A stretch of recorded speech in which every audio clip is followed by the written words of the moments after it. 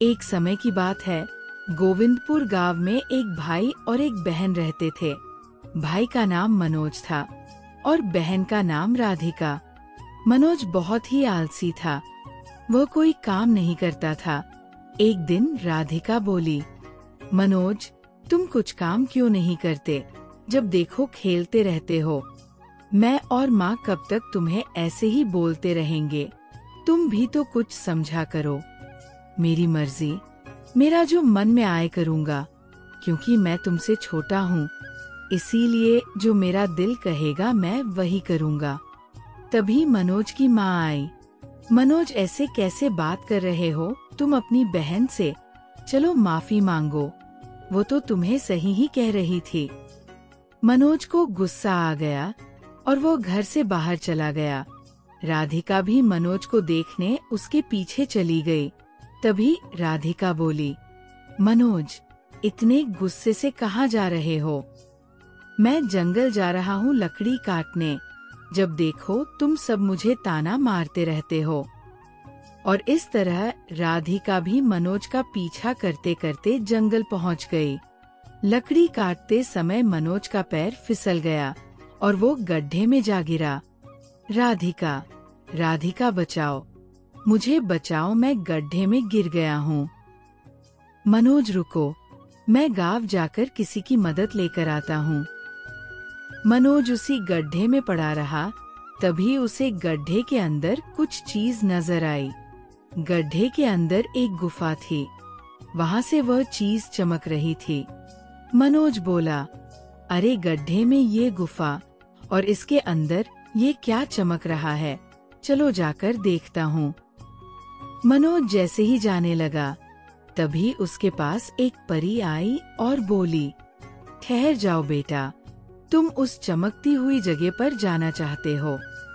हाँ, लेकिन आप कौन हो? मैं परी हूँ और गुफा के अंदर एक सुंदर सा महल है। वहाँ से ये रोशनी की चमक तुम्हें दिखाई दे रही है। वह महल जादुई है, उसमें तुम्हें जो चाहिए वह मिल जाएगा। परी जी, जो भी चाहूँ, मजे से खाना, खेलना, कूदना, सब कुछ। हाँ, मैं उस महल की रखवाली करती हूँ। परी जी, मुझे भी उस जादुई महल में जाना है। मैं कुछ दिन अपने घर वालों से दूर रहकर यहाँ रहूंगा। मेरे घर वाले तब मुझे समझेंगे। ठीक है, तुम महल में तो रह सकते हो, पर मेरी इजाजत के बिना बाहर जा नहीं सकते। हाँ परी जी, ठीक है। तभी मनोज गुफा के अंदर गया और दूसरी तरफ निकलकर उसने बहुत विशाल महल देखा। वह बोला, कितना सुंदर महल है, अब तो मैं मजे से रहूंगा, खाऊंगा पीऊंगा। मनोज महल के अंदर गया और महल का दरवाजा बंद हो गया। तभी मनोज महल से बोला, जादुई महल, मुझे सोना है, एक सुंदर सा पलंग दे दीजिए। तभी एक सुंदर सा पलंग आ गया। मनोज खुश होकर वहाँ पर सो गया। उधर राधिका अपने भाई को ढूंढने सबको लेकर आई, तो वहाँ कोई गड्ढे नहीं था। सब उसे ढूंढने लगे। आखिर में राधा बोली, क्या पता मनोज गड्ढे से निकलकर चला गया हो। सभी लोग वहाँ से चले गए। मनोज उस जादुई महल में बहुत खुश था। जब वो खाने को मांगता तो खाना आ जाता। अब वो दिन भर अंदर खेलता कूदता रहता। मनोज कुछ दिन तक तो खुश था, लेकिन फिर उदास रहने लगा। उसे घर की और माँ की याद सताने लगी और एक दिन उसने खुद से कहा, मुझे सबकी याद आ रही है। मैं इतने दिनों से यहाँ हूँ, सब बड़े परेशान हो रहे होंगे, मुझे जाना चाहिए। मनोज महल से बाहर निकलने की कोशिश कर रहा था। तभी उसे जोर से झटका लगा और बहुत दूर जाकर गिरा। मनोज रोते रोते बोला, मुझे जाना है, मैं यहाँ नहीं रह सकता, मुझे जाने दो। तभी महल से आवाज आती है, अब तुम यहीं रहोगे। जब परी का आदेश आएगा तभी तुम इस महल से बाहर जा सकते हैं। मनोज जोर जोर से परी को आवाज देने लगा। उतने में ही परी आ गई। कहने लगी, क्या हुआ मनोज? पराइज, मुझे यहाँ नहीं रहना, मुझे घर जाना है। लेकिन तुम ही तो चाहते थे कि एसओ आराम से रहो।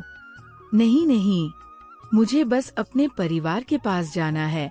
मैं अब सब काम करूँगा। अपने घर वालों को शिकायत का मौका नहीं दूंगा। प्लीज मुझे जाने दो। तभी परी ने उसे आजाद कर दिया। मनोज दौड़ते हुए अपने घर पहुंचा। वहां सब आराम से अपना काम कर रहे थे। अरे मनोज, क्या हुआ? तुम तो अभी अभी जंगल गए थे ना लकड़ी काटने। मैं भी तुम्हारे साथ ही थी, लेकिन तुम दिखे नहीं तो फिर मैं वापस आ गई।